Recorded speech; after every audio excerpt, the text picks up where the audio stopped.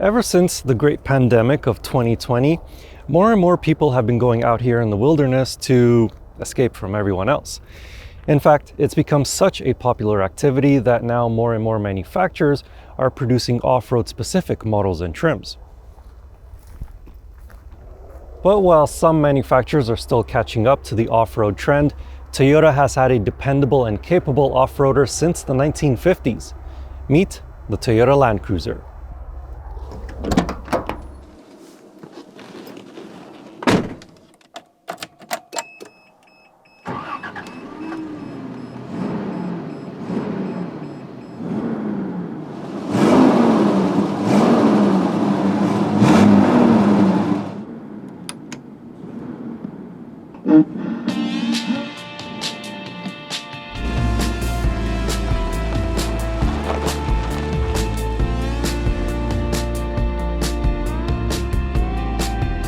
Much like the Land Rover Series 1, the Toyota Land Cruiser started life as a military vehicle. It was loosely inspired by the Willys Jeep of the time. In 1955, the Land Cruiser J20 was introduced and strayed further away from the military background. It was much more civilian-friendly. Throughout the 50s, 60s, and 70s, more and more variants of the Toyota Land Cruiser were introduced, including the J40, J50, and J70. Then in the 1980s, this J60 was introduced.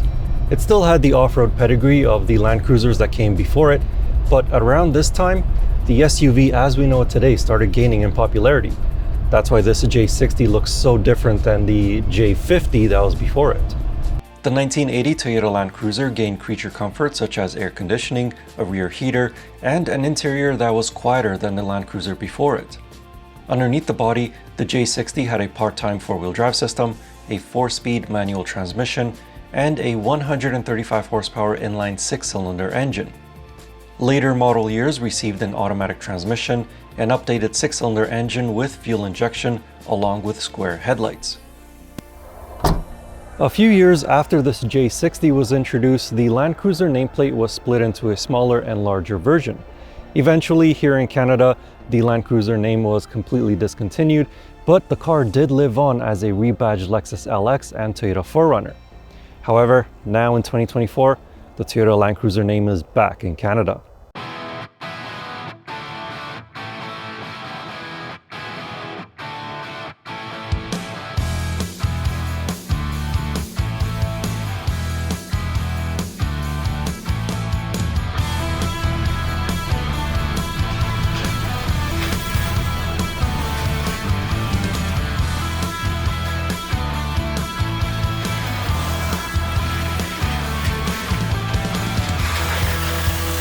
The new Toyota Land Cruiser is a complete departure from Land Cruisers of old, but it does have some commonalities with other Toyota vehicles.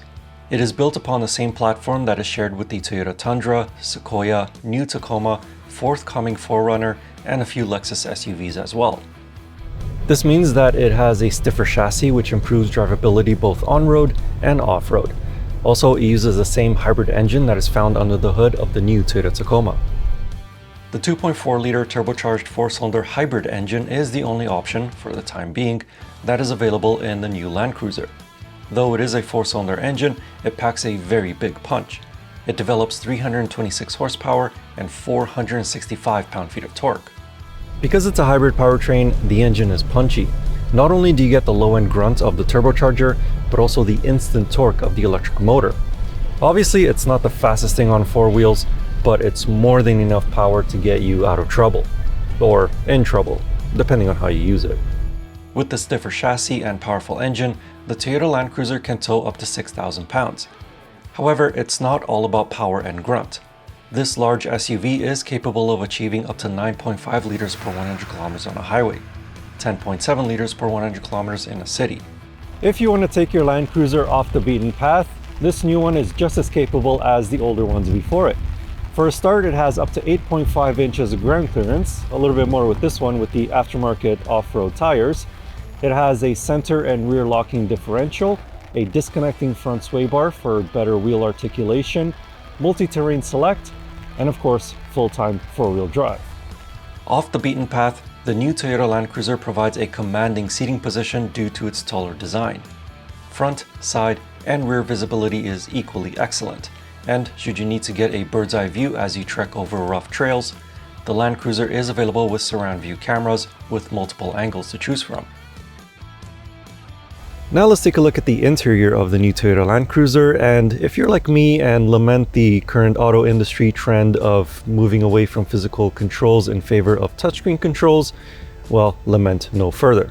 This new Toyota Land Cruiser has kept physical toggle switches, buttons, and rotary knobs, so this makes it very easy to change any sort of function when you're driving on or off-road. Some of those buttons and switches control the available 3-zone automatic climate control, the standard heated front seats, the available ventilated seats, and the different off-road functions such as the 4-wheel drive system, locking differentials, and multi-terrain select options. However, this new Land Cruiser isn't just a copy of the older one.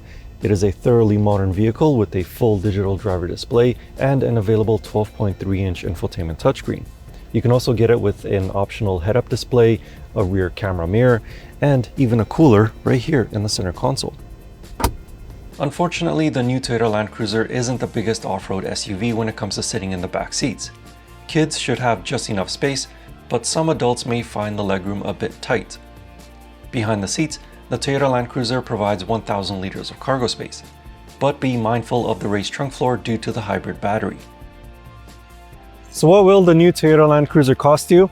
Well, it starts at just over $69,000 and can go all the way up to just over $90,000 for the first edition. Presumably the first edition will be only for the first model year because, hey, it's called the first edition.